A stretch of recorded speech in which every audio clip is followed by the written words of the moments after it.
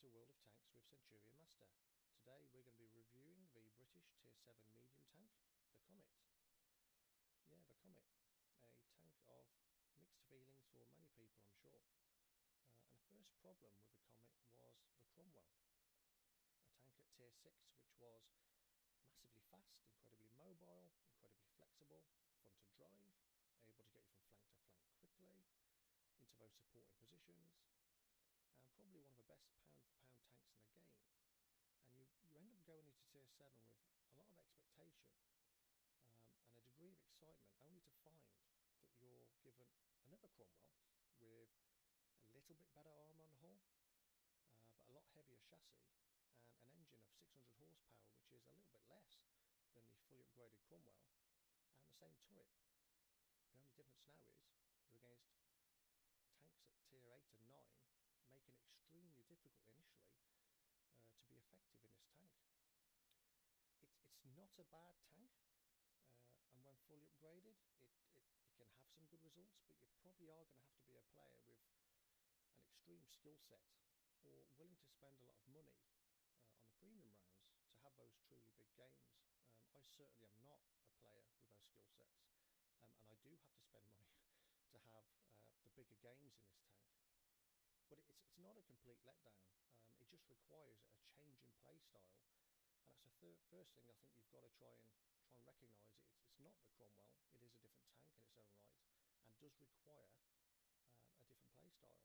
I mean, for me, my advice would be the first thing you need to do is work your way down that gun line and upgrade the turret. The Cromwell turret is just not going to cut it at this level unless you're top tier, but even then it's still not the best turret. And as you can see, I have a fully upgraded Comet, and this is the upgraded turret. You can see the stats are greater than that of the previous one, with 101mm of arm at the front, 63mm at the sides, and 57 at the rear. It gives you a traverse speed of 46 miles an hour, which is still very good at this level. An increased view range from 360 to 380 from the Cromwell to the Comet. And that's not a bad turret, and that will give you opportunities, albeit probably quite minimal, to bounce the occasional shot, work those ridge lines, work those hilltops, where you're probably going to find you have your best success in this tank. Yeah, and will allow you to have some better games. It's not a completely lost cause. Make sure you get that turret, and you will start to have more success. You then want a top tier gun, and the one I've got here is the top gun available to you, which is a 77mm. It's not a bad gun. It's got 15.4 rounds per minute rate of fire, which is pretty good, and I believe one of the best at Tier 7. An average penetration of 148mm, which is a little bit underwhelming, with a 208mm penetration on the premium rounds, and an alpha damage of 140. With an aim time of 2.3, that means you're going to be firing a lot at the tanks you're shooting at to take them out. It's not a one-punch knockout artist by any stretch. You're going to be wearing down the tanks, and one of the problems with that, when you have to put a lot of rounds into your enemy targets, is you also have to expose yourself a lot of times.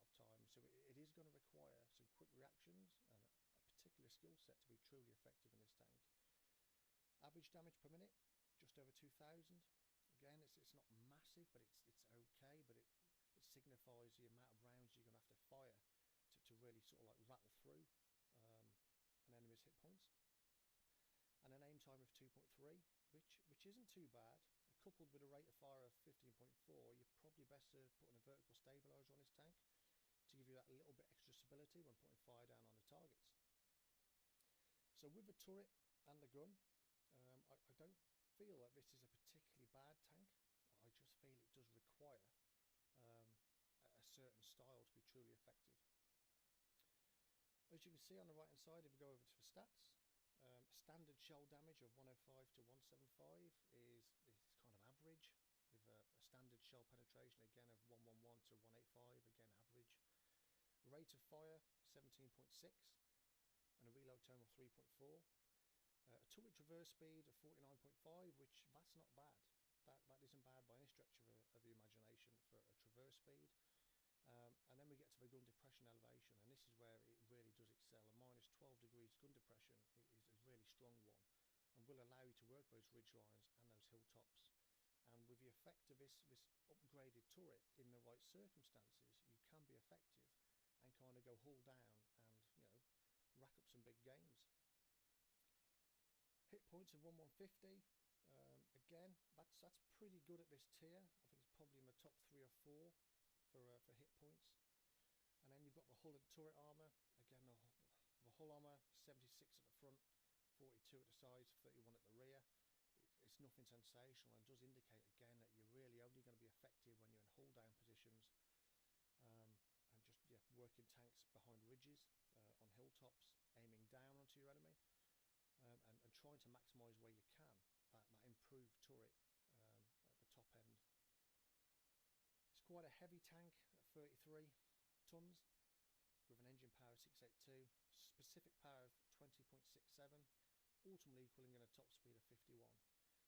Yes, it's a lot slower than the Cromwell, but that still isn't a bad top speed. There's a lot worse speeds out there, and when you go to tier 8 and 9, I think you'll be missing that speed. That's kind of, it's a middle of a road speed, but it does allow you to get to places pretty quickly. You know, it's not too bad. And with a traverse speed of 36.93 degrees a second, again, that's not brilliant by any stretch of imagination. That's pretty slow. You'd call that average at best, but it is what it is. You've just got to try and make the most of what you've got, which is improved turret, the reasonable gun, the high rate of fire, and again, like I said earlier, you're going to have a certain play style to really appreciate what the tank is capable of, and to really maximise those top games. Concealment, 17.9, 4.42, and a 14.2. And moving, well, that's not bad. That's okay. It's not too big a drop from a stationary vehicle to moving vehicle. We have a view range of 380, which, you know, it's not sensational. It's kind of average, and a signal range of 718 again, which is very middle of the road. Nothing sensational there either. So it's kind of, I'm not going to say it's an average tank. I think under the right circumstances, it can be a very good tank. For the most players out there, it's probably going to be a slightly frustrating tank. Maybe a little expensive tank, but it's certainly not a massive letdown. It's just you've come from such a strong tank at tier 6 in the Cromwell, you kind of expect so much, and you have to work more for your games in the Comet than you do the Cromwell. Talking a little bit about sort of like what I like to go into battle with the Comet and what I'm going to load up with. We've got vertical stabilizer.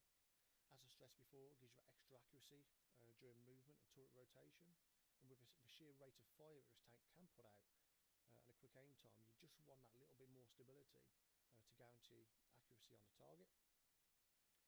I've also gone for the enhanced Christie suspension, just that little bit extra suspension durability. We're not the fastest tank. Moving from position to position is probably going to leave us a little vulnerable. If I can just take that one extra round into the tracks before I'm tracked, I think it's worth taking that. And I've also got the medium caliber tank gun rammer to give me that little bit quicker loading time.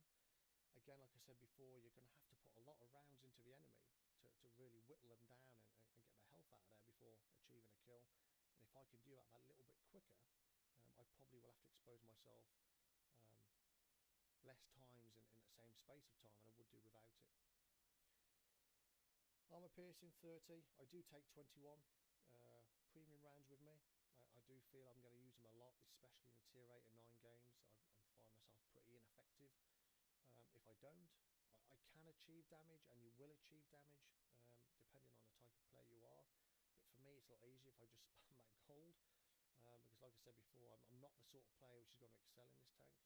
And then we've got 10 HE rounds, which are pretty standard.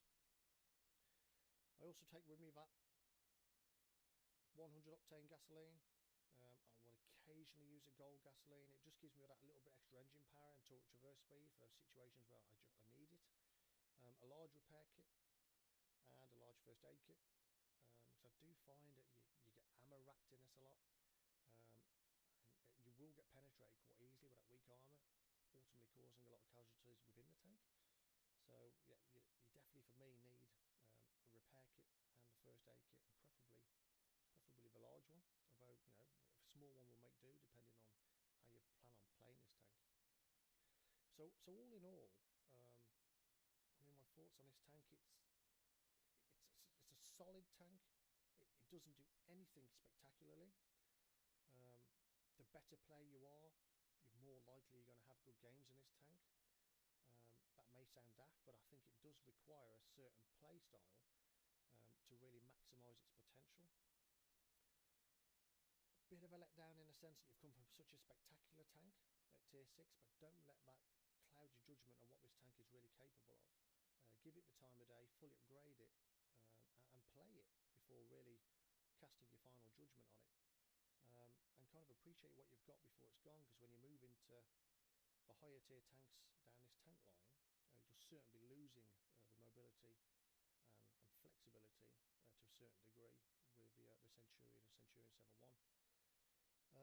Yeah, what we'll do now is we'll move on to some gameplay. I'll show you a game that I played earlier on. Again, like I said, I'm not the best player, but I'll show you some of the ways that I was effective with this tank, and also some of the ways that I was completely ineffective in this tank, and just to give you some food for thought in how you're going to play this tank going forward. Okay, here's some gameplay.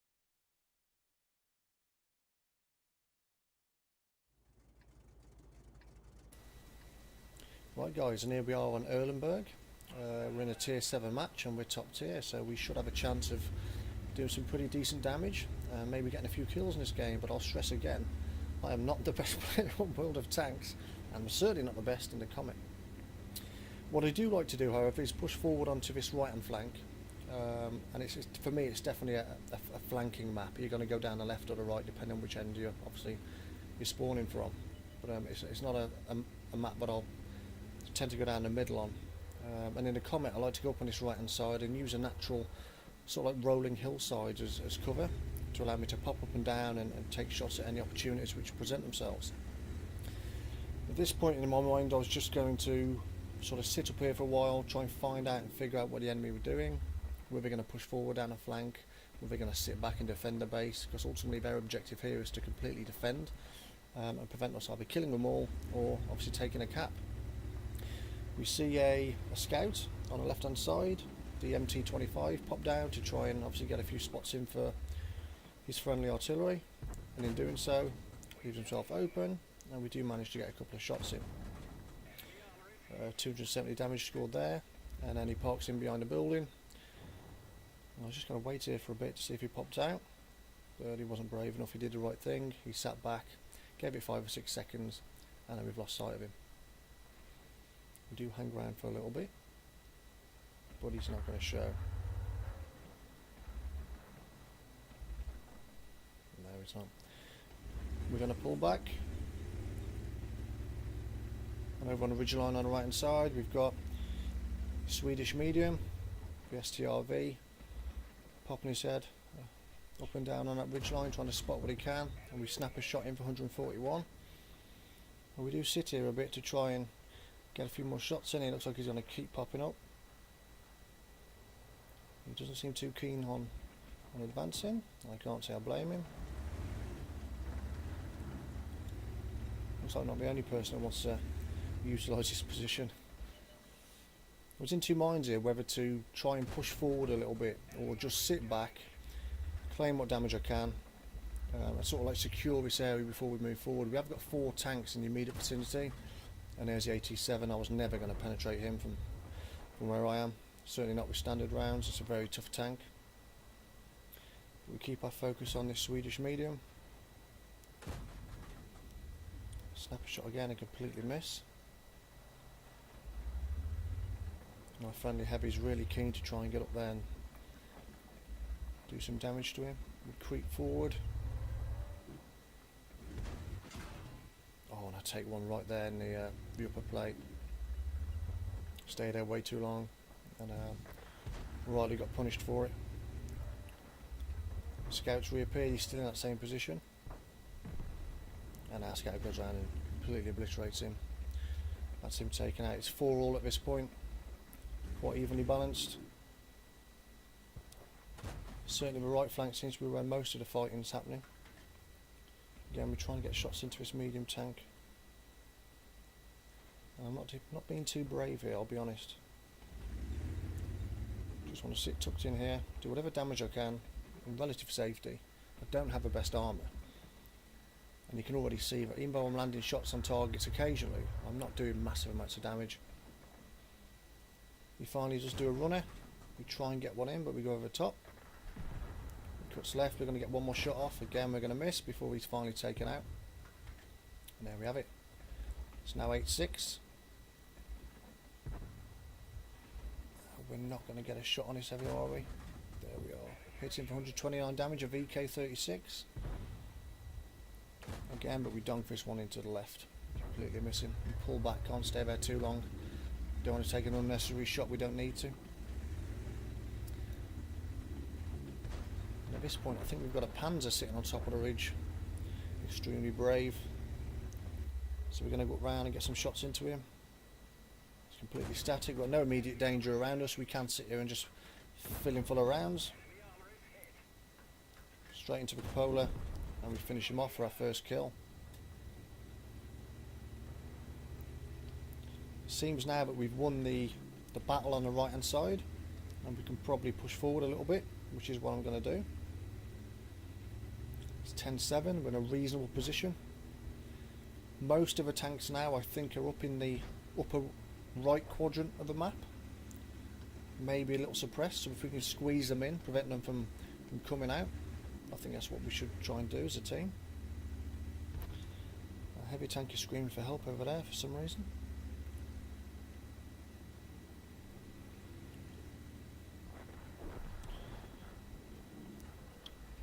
I'm just tucking behind this ridge to try and get shots on anything that pops up. There's the 87 again. Again, go for the cupola, the weak spot. We're not going to hit anything else, and we've managed to get one in there for 166 damage. We'll try again in a second. And we miss. We do miss a lot of shots in this game. But dispersion is reasonable. We yeah, I do snap quite a few of these in. Again, even though at this point I don't have a lot of hillside, I don't have a lot of sort of undulating ground to protect myself, I do know where the enemy are, and I do have a natural incline on this bank, which if I pull back far enough, will give me a little bit of protection. They've obviously got massive cover over there, but they are going to have to pop up and expose themselves to get any shots off, and that in itself is a little bit of defence for me.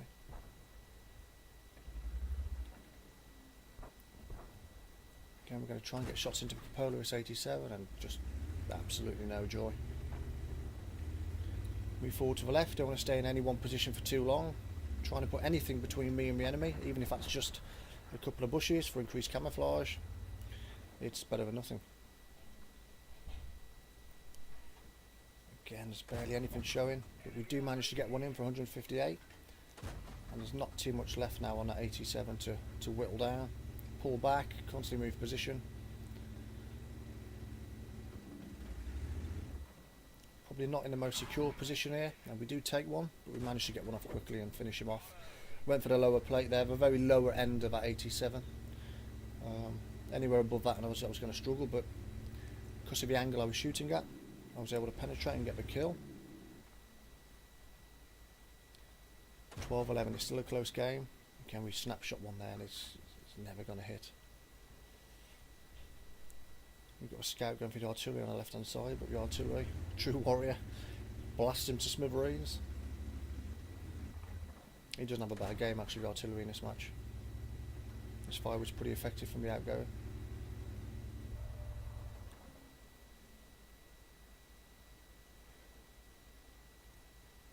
It's a bit of a stalemate at this point. Nobody really wants to go forward. I've been the brave man many a time and paid the price. So on this match, I did sit back. I was just taking shots at opportunities. And there we are. We've got 2 minutes left, and that's one thing I wasn't paying attention to: the clock. The heavy tank is still in the river down there, so we could apply a little pressure and move into a cap. But we're rapidly running out of time to cap now. It's going to have to be a kill all. We try and get shots off on the E25 and miss. So he's the last tank. So 3-on-1. Pretty strong position now, you'd think. Heavy's asking for help, he's going forward. I'm going to say yes and move with him, but he gets taken out. And now it's the worst case scenario. It's a team relying on me to win the game for them. But in true British fashion, I'm going to go for it in a second.